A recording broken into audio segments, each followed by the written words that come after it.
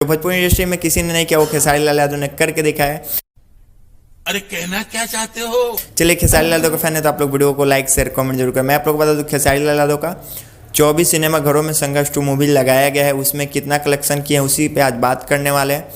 मैं आप लोग को बता दूं, खेसारी लाल यादव जोरों शोर से प्रमोशन कर रहे हैं और खेसारी लाल यादव का ये फिल्म सारे सिनेमा हॉल में हाउसफुल है।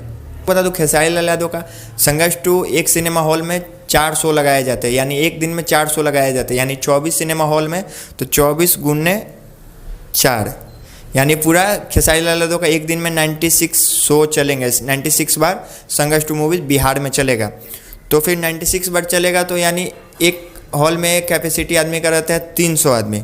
चलिए गुने 300 कर लेते हैं, यानी पूरा आदमी हुआ 28,800 आदमी पूरा बिहार में एक दिन में खेसारी लाल यादव का मूवी संघर्ष 2 देख रहे हैं। तो एक टिकट का दाम पकड़ लेते हैं 250 रुपया, यानी एक टिकट का दाम पकड़ लिया 250 रुपया।